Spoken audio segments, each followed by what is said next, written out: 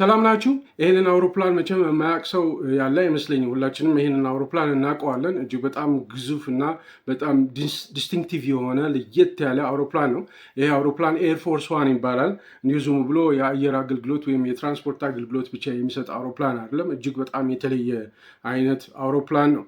ይሄ አውሮፕላን አንዳንድ ጊዜ ፍላይንግ ፎርትረስ ይሉታል፣ ወይም ደግሞ በራሪው ምሽግ ይሉታል፣ ወይም ደግሞ በራሪው ቤተመንግስት ፍላይንግ ዋይት ሃውስ ብለው ይጠሩታል። የአሜሪካ ፕሬዚዳንት ኮማንድ ሴንተር ሆኖ ማገልገል የሚችል ነው አውሮፕላኑ። አየር ላይ ሆኖ ፕሬዚዳንቱን ማሳፈር ብቻ ሳይሆን እንደ ኮማንድ ሴንተር ሁሉ የመጠቀም የሚቻልበት አይነት አውሮፕላን ነው። በአጠቃላይ አሜሪካ በጣም ሀያል መሆኗን ከምታሳይባቸው ምልክቶች መካከል አንዱ ይሄ አውሮፕላን ነው። ፕሬዚዳንቱ ማህተም ያረፈበት ይሄ ግዙፉ አውሮፕላን የአሜሪካ ምልክት ነው። የአሜሪካ ሀያል መሆኗን የሚያሳይ ምልክት ነው። በዚህ ቪዲዮ ይሄ አውሮፕላን ምን አይነት አውሮፕላን ነው የሚለውን በደንብ አድርገን በዝርዝር እንቃኘዋለን። ምን አይነት ቴክኖሎጂዎች፣ በተለይ እጅግ በጣም የሚያስደንቁ ቴክኖሎጂዎች የተገጠመለት አውሮፕላን ነው። በጣም ክሪቲካል የሆኑ ፈንክሽናሊቲስ አሉት። በጣም ብዙ አይነት ስራዎች የሚሰራበት አውሮፕላን ነው። ዝም ብሎ ፕሬዚዳንቱን አሳፍሮ ከአንድ ቦታ ወደ አንድ ቦታ ብቻ የሚሄድ ሳይሆን እጅግ በጣም የተለዩ ስራዎች የሚሰሩበት አውሮፕላን ነው። በዚህ ቪዲዮ ሌላው እጅግ በጣም የሚያስደንቀውና ይህም ቪዲዮም እንድሰራላችሁ ያነሳሳ በጣም የሚገርም ዲፌንስ ሜካኒዝም ያለው ነው። ራሱን መከላከል ከተለያዩ አደጋዎች ራሱን መከላከል ይችላል። ይህ አውሮፕላን ከኒውክሌር ጥቃት ራሱን መከላከል ይችላል። ሚሳኤል ብትተኩሱበት ራሱን መከላከል ይችላል።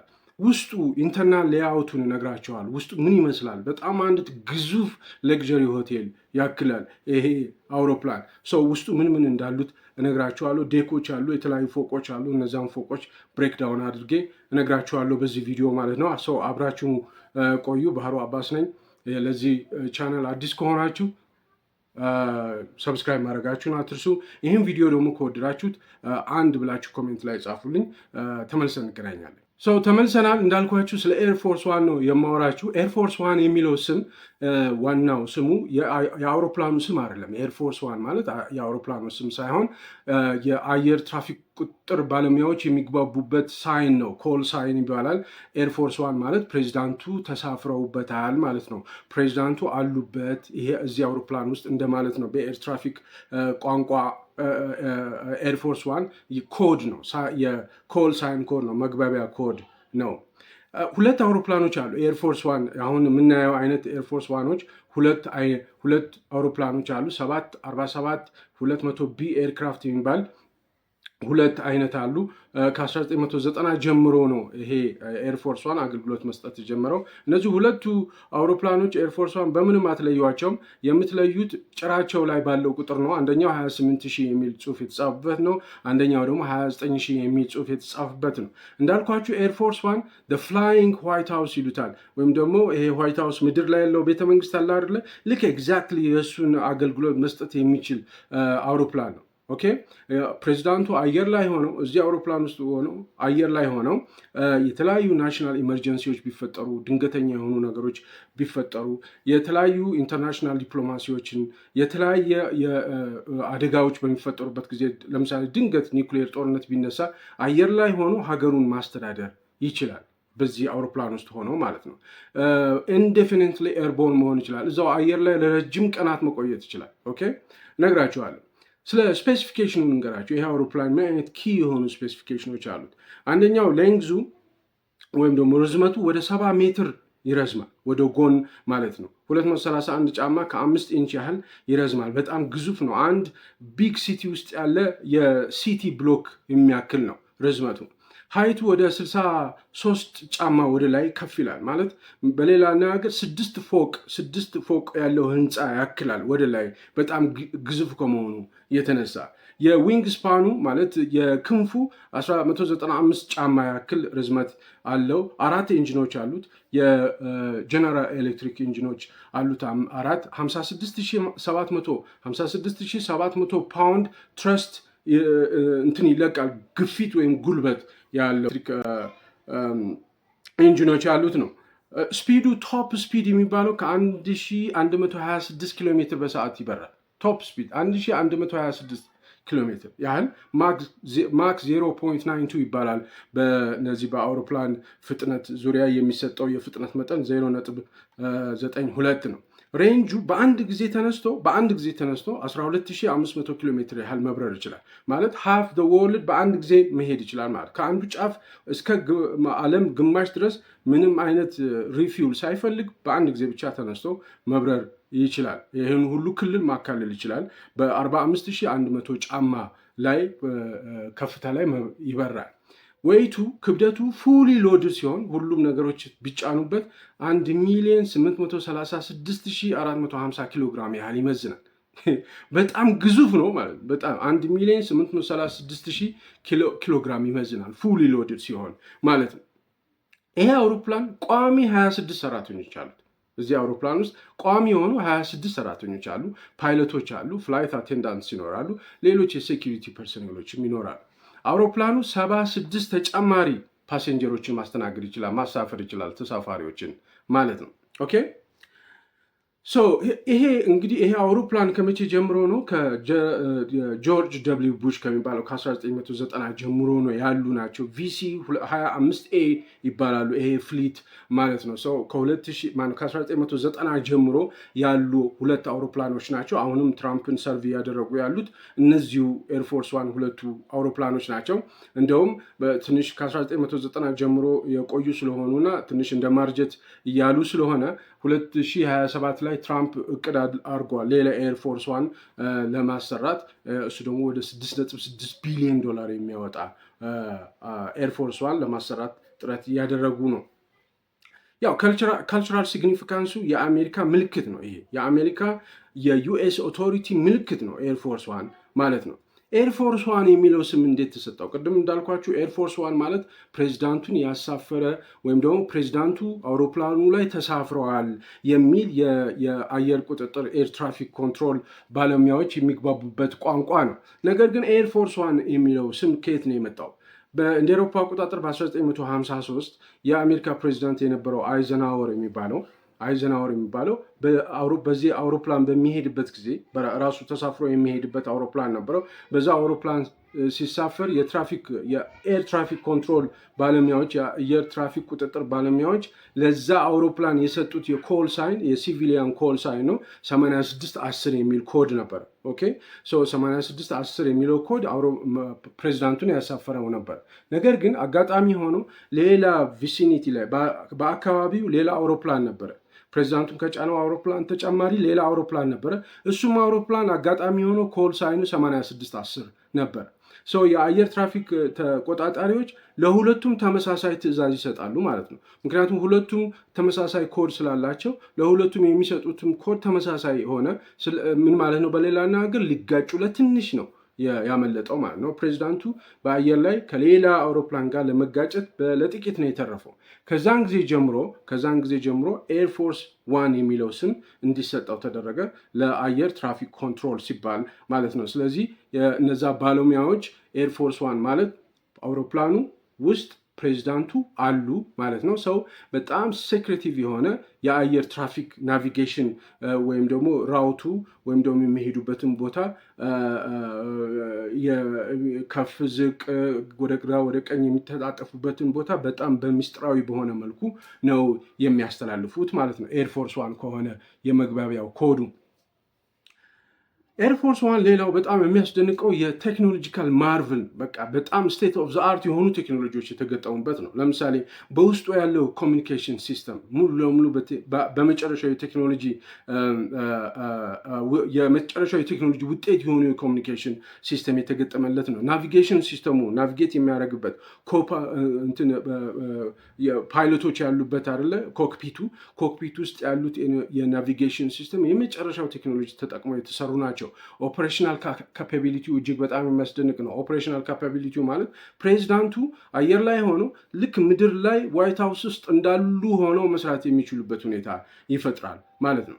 ነገር ግን አሁን እኔ የምነግራችሁ ስለዚህ ኤርፎርስ ዋን የምነግራችሁ አንዳንድ የተገጠመለት ቴክኖሎጂዎች በተለይ ዲፌንስ ሜካኒዝሙ በተለይ በጣም የሚያስደንቀው ዲፌንስ ሜካኒዝም አደጋ መከላከል ብቃቱ የፐብሊክ ኖሌጅ የሆነው ወይም ደግሞ ይፋ የተደረገው የተወሰነው ነው።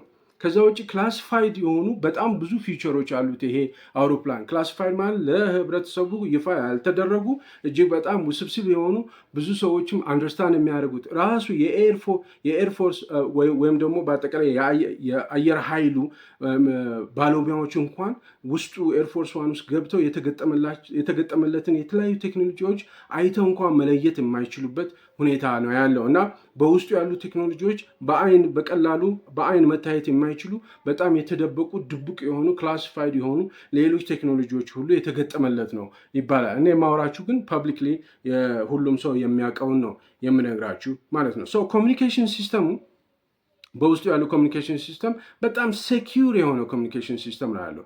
በውስጡ 85 የሚሆኑ ስልኮች አሉ። ፕሬዚዳንቱ በዓለም ላይ ወደ የትም መደወል ይችላል። ወደ የትኛውም ሀገር ፕሬዚዳንት መደወል ይችላል። ቢፈልግ የራሱ የተለያዩ ሚሊተሪ ኮማንደሮች በስልካቸው በሞባይል ስልካቸው በቤት ስልካቸው ማግኘት ይችላል ማለት ነው። ስለዚህ ምንም አይነት የስልክ ግንኙነት ጋፕ የለበትም ማለት ነው። ሌላ ኢንተርኔትና ኬብል ቲቪ አለው። ኢንተርኔትና ኬብል ቲቪ ኦፍኮርስ ይኖረዋል። ነገር ግን ለየት የሚያደርገው እዚህ ኤርፎርስ ዋን ላይ ሆኖ የኢንተርኔትና የኬብል ቲቪ አክቲቭ ሰርቪሶች ምንድን ነው ጥቅማቸው?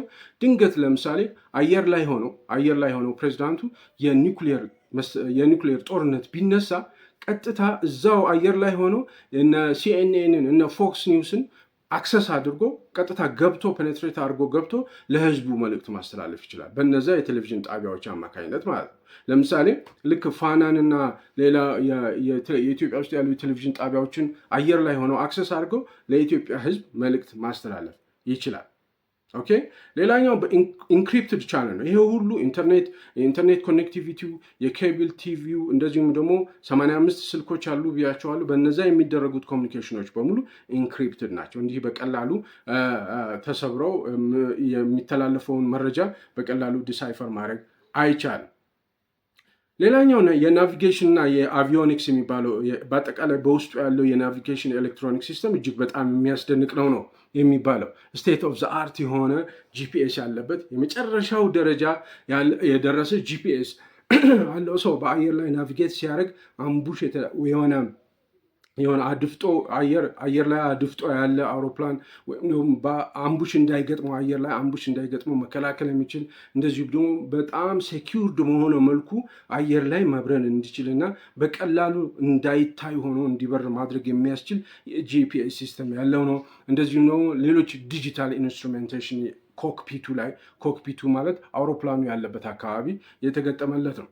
ሌላው ይሄ አውሮፕላን ለየት የሚያደርገው ኤር ቱ ኤር ሚድ ኤር ላይ ፊውል ማድረግ ይቻላል። ለምሳሌ ድንገት ፕሬዚዳንቱ አውሮፕላኑ ላይ እየተሳፈሩ አየር ላይ እንዳሉ ጦርነት ቢነሳ አየር ላይ ፊውል ወይም ደግሞ ነዳጅ ሊቀዳለት ይችላል። ኤር ቱ ኤር ሪፊውሊንግ ሲስተም አለው ማለት ሌላ ጀት ነዳጅ ያለው ጀት ይነሳና ሄዶ ነዳጅ ይሞላለታል። ኤክስቴንድድ ታይም አየር ላይ ኤርቦርን ሆኖ መቆየት ይችላል። ፕሬዚዳንቱም እዛ ሆኖ ሀገሩን ማስተዳደር ይችላል ማለት ነው። ስለዚህ ኤርቦርን መሆን ይችላል ማለት ለ5 ቀናት ለ6 ቀናት ሳያርፍ መቀመጥ እዛው አየር ላይ መብረር ይችላል። ፕሬዚዳንቱም እዛ ሆኖ ሀገሩን መምራት ይችላል ማለት ነው። ሌላ ኤሌክትሮማግኔቲክ ፐልስ ይባላል። የኤሌክትሮማግኔቲክ ፐልስ ማለት አንድ የሆነ ኤሌክትሮኒክ ሲስተም ለምሳሌ ብዙ ኮምፒውተሮች ያሉበት ብዙ ሌሎች ኤሌክትሮኒክ ሲስተሞች ያሉበት አካባቢ ክፍል ላይ ኤሌክትሮማግኔቲክ ፐልስ ብትለቁበት ሙሉ ለሙሉ ያ ኤሌክትሮኒክ ሲስተም ሸዳውን ያደርጋል። ኦኬ። ይሄ አውሮፕላን ግን ኤርፎርስ ዋን ኤሌክትሮማግኔቲክ ሃርድኒንግ ማለት የኤሌክትሮኒክ ሲስተሙ ኤሌክትሮማግኔቲክ ፐልስ እንዳያገኘው ወይም ራሱን ዲፌንድ ማድረግ ወይም ደግሞ ፕሪቬንት ማድረግ እንዲችል ተደርጎ የተሰራ ነው። ስለዚህ በቀላሉ ምን ማለት ነው? የአውሮፕላኑ ላይ ያሉት ኤሌክትሮኒክ ሲስተሞች ሸዳውን አያደርጉም ማለት ነው። ኤሌክትሮኒክ ማግኔቲክ ፐልስ በምትለቁበት ጊዜ ለምሳሌ ሌላ ኮመርሻል ኤርፕሌን ወይም ደግሞ ኮመርሻል የሆነ አውሮፕላን ህብረተሰብ የሚያሳፍር በጣም ዘመናዊ የሆነ አውሮፕላን ኤሌክትሮማግኔቲክ ፐልስ ብትለቁበት ኢነርጂ ብትለቁበት ኤሌክትሮኒክ ሲስተሙ ሻዳውን ያደርጋል። ያ ማለት ፓይለቱ ሊያበራው አይችልም ማለት ነው። ሌላው እጅግ በጣም የሚያስደንቀው ኮስቱን ምን ያህል ወጪ ነው የወጣበት። ይሄ 3.9 ቢሊዮን ያህል ዶላር የወጣበት ነው። 3.9 ቢሊዮን ዶላር ማለት በጣም ብዙ ብር ነው። የአሜሪካ ህዝብም በጣም አንዱ የሚተቸው ለአንድ አውሮፕላን ለፕሬዚዳንቱ ተብሎ ይህ ሁሉ ወጪ ሊወጣ አይገባም ብለው ይኮንኑታል። ቅድም እንዳልኳችሁ ክላሲፋይድ የሆኑ ቴክኖሎጂዎች ሁሉ አሉት ነው የምላችሁ።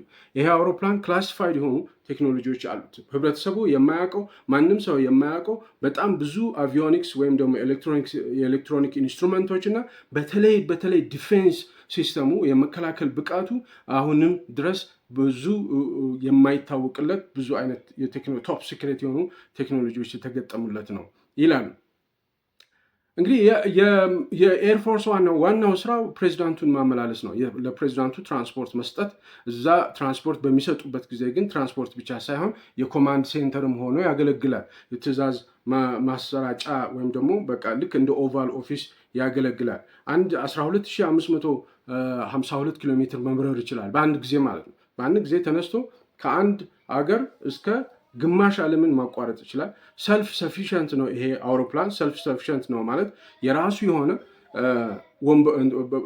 ደረጃዎች አሉት። ፕሬዚዳንቱ የሚወጣበት የሚወርድበት ደረጃዎች የራሱ የሆነ አለው።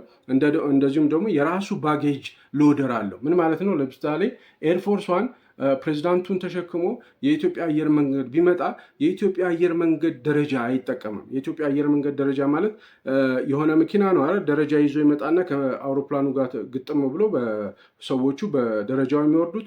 ይሄ ግን አያስፈልገውም። የራሱ ደረጃ ሪትራክተብል የሚዘረጋና የሚተጣጠፍ ደረጃዎች አሉት። በዛ ደረጃ ነው የሚወርደው። እንደዚሁም ደግሞ እቃ መጫኛም የአውሮፕላን የተለያዩ የሚያርፍባቸው አውሮፕላን ማረፊያዎች ላጌጅ ሎደር አይጠቀምም። የራሱ ላጌጅ ሎደር አለው። የራሱ ባጌጅ ሎደር አለው። ቅድም ሌላኛው ሞባይል የሆነ ተንቀሳቃሽ የሆነው ኮማንድ ሴንተር ነው። ሌላኛው በጣም ኢመርጀንሲ ኦፕሬሽኖች ማከናወን የሚያስችል ከፍተኛ ብቃት ያለው ነው ይህ አውሮፕላን። ለምሳሌ ሙሉ ሆስፒታል፣ አንድ ሆስፒታል አለው ውስጡ ማለት ፉሊ ኢኩፕድ ሆነ በሜዲካል ኢኩፕመንት በሜዲካል ኢንስትሩመንቶች የተለያየ የሕክምና አገልግሎት መስጠት በሚያስችሉ የሕክምና ኢንስትሩመንቶች የተሞላ አንድ ሆስፒታል አለ። አንድ ክሊኒክ፣ ትልቅ ክሊኒክ አለው። ለምሳሌ ክሊኒክ ውስጥ በጣም አስፈላጊ የተባሉ መድኃኒቶች በሙሉ ስቶክ ያደረገ ፋርማሲ አለ። እንደዚሁም ደግሞ ዶክተሮች አሉ። ዶክተር አለ፣ አንድ በቋሚነት የሚሰራ ዶክተር አለ። እንደዚሁም ደግሞ እዚህ ክሊኒክ ላይ ሙሉ ሰርጀሪ ማከናወን የሚቻልበት ሰርጀሪ ቴብል አለ። ኦኬ፣ ኦፕሬቲንግ ቴብል ማለት ነው። ፕሬዚዳንቱ የሆነ ነገር ቢሆን አውሮፕላኑ አርፎ ሆስፒታል ነው እዛው በቂ ሕክምና ማድረግ ይችላል እስከ ሰርጀሪ ድረስ ማለት ነው። ሰርጀሪ ድረስ ኦፕሬቲንግ ቴብል አለው አውሮፕላን ውስጥ ያለው ክሊኒክ ማለት ነው። እንግዲህ ምን ያህል ግዙፍ እንደሆነ ማሰብ ትችላላችሁ። ሌላው ፉድ ሰፕላይ ነው። ፉድ ሰፕላይ የሚገርማችሁ ነገር አንድ ግዙፍ ኪችን አለ። ግዙፍ ኪችን። ይሄ ኪችን በምድር ላይ ውድ የተባሉ ሳህኖች፣ ሹካዎች፣ ማንኪያዎች ያሉበት እጅግ በጣም የሚያስደንቅና እንደዚሁም ደግሞ በጣም ግዙፍ የሆኑ 2 ፍሪጆች ያሉበት ነው። ኪችኑ የሚገርማችሁ 100 ሰው ቁጭ ብሎ ሊበላ የሚችልበት ቦታ ያለው ነው። ካን ዩ ኢማጂን? እዛ አውሮፕላን ውስጥ 100 ሰው በአንድ ጊዜ ቁጭ ብሎ መመገብ ይችላል። ኪችኑ በአንድ ጊዜ 2000 ምግቦች አሉት። 2000 ምግቦች ይይዛል። 2000 ምግብ ማለት በዚህ በቴካዌ የታሰሩ 2000 ምግቦች የሚይዙ ፍሪጆች ሁሉ የጫነ ነው ማለት ነው። እንዲህ አይነት በጣም ግዙፍ እና እጅግ በጣም የሚያስደንቅ አውሮፕላን ነው። በጣም ፍላይት ኢንዱራንሱ የተለየ ነው። ፍላይት ኢንዱራንሱ ማለት አንዴ ከተነሳ በኋላ እስከ 15 ሰዓታት ያለ ምንም ድካም መብረር የሚችል ነው። ትንሽ ምንድን ነው ኮምፕሌክሲቲው ምንድን ነው? ወይም ደግሞ ቻሌንጁ ምንድን ነው? ሎጂስቲካል ኮምፕሌክሲቲ አለው። ሎጂስቲካል ኮምፕሌክሲቲ ማለት ይሄ አውሮፕላን ፕሬዚዳንቱ የጫነ ነው። ኤርፎርስ ዋን በአየር ላይ በሚንቀሳቀስበት ጊዜ በጣም ሚስጥራዊ የሆነ የፍላይት ራውቶች መኖር አለበት። ማለት የፍላይት መንገዶቹ በጣም ሚስጥራዊ መሆን አለበት። ይሄ ሎጂስቲኩ ኮኦርዲኔት ለማድረግ በጣም ኮምፕሌክስ አይነት ነገር ነው።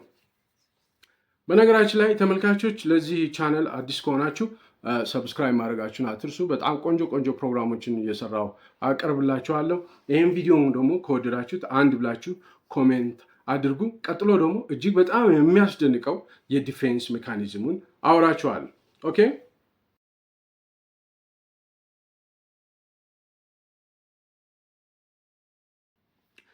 የኤርፎርስ ዲፌንስ ሜካኒዝም እጅግ በጣም የሚያስደንቅ ነው።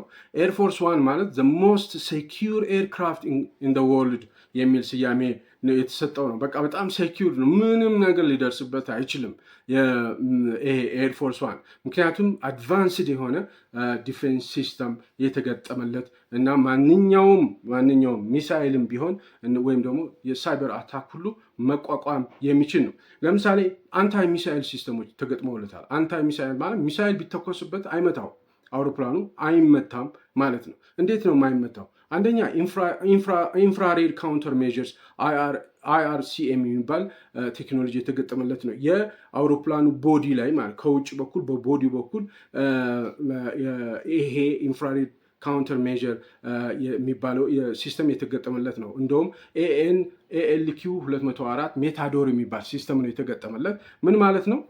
ልክ ሚሳይል ሲተኮስበት ዲቴክት ያውቃል።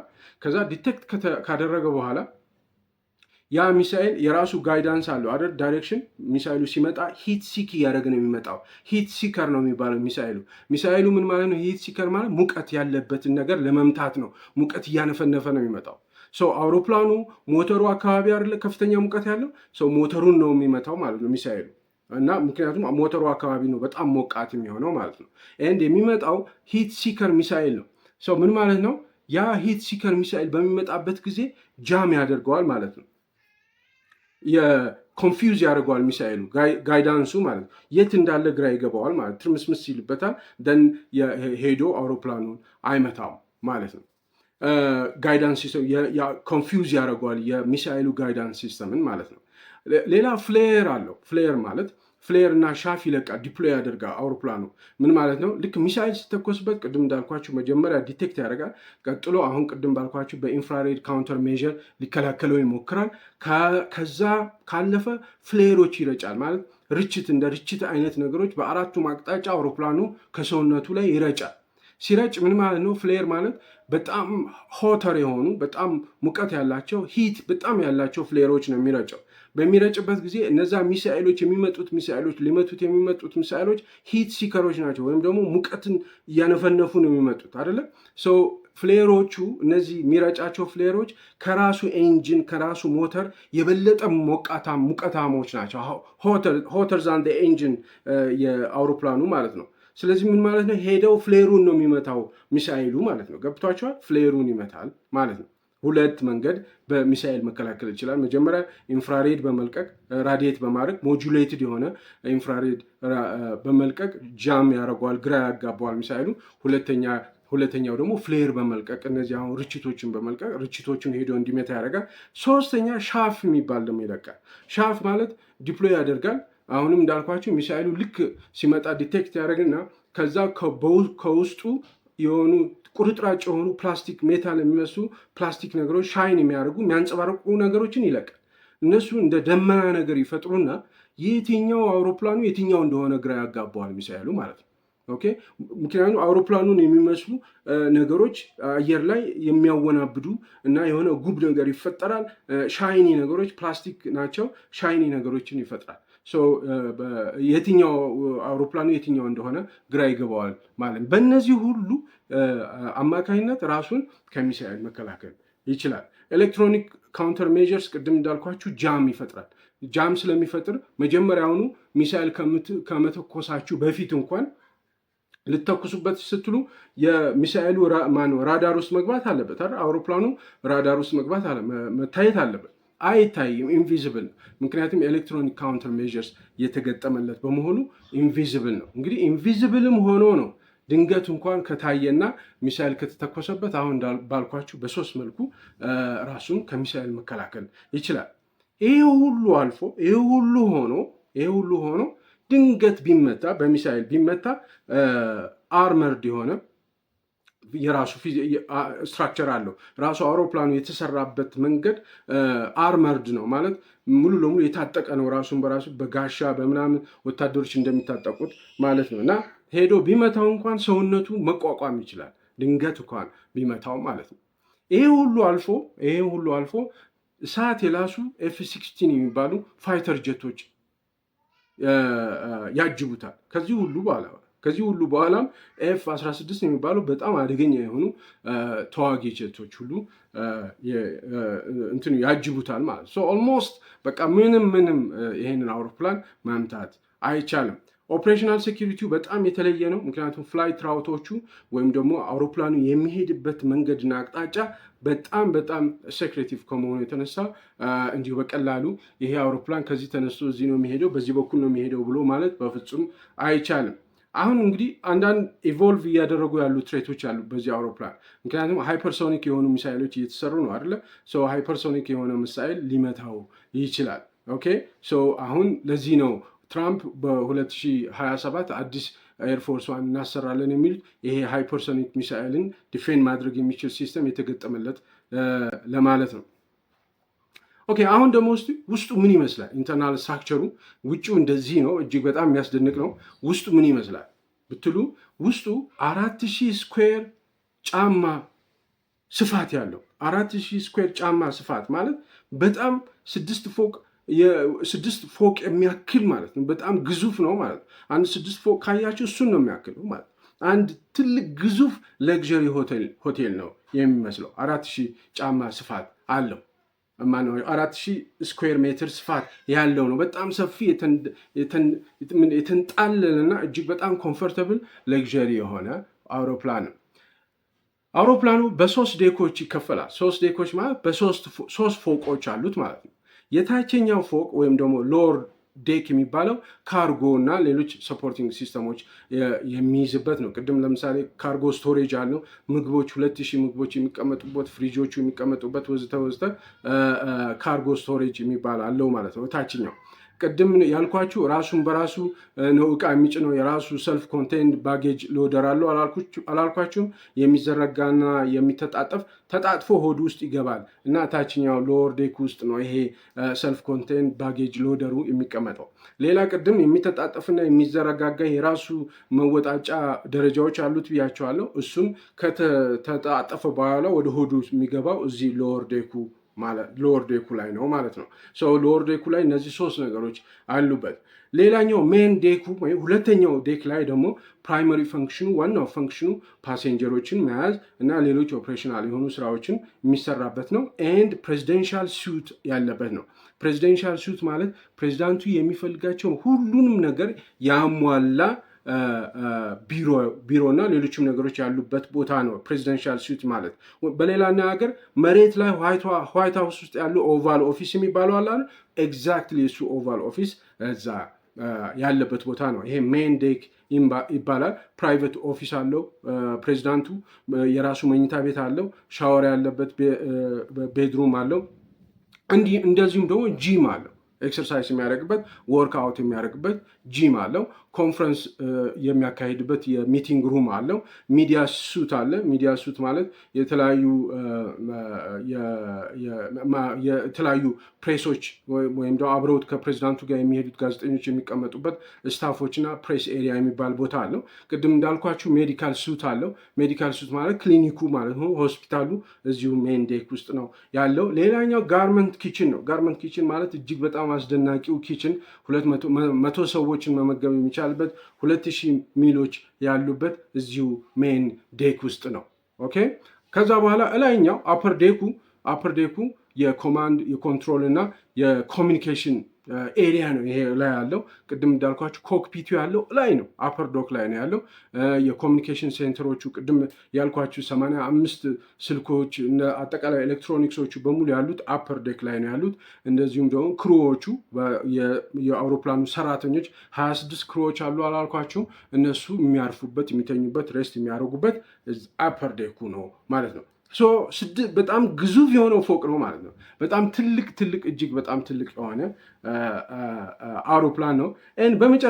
በመጨረሻ አይኮኒክ ዲዛይን ነው ይሄ አውሮፕላን። ይሄ አይኮኒክ ዲዛይን ማለት በጣም ዲስቲንክቲቭ የሆኑ ከለሮች ያሉት ነው።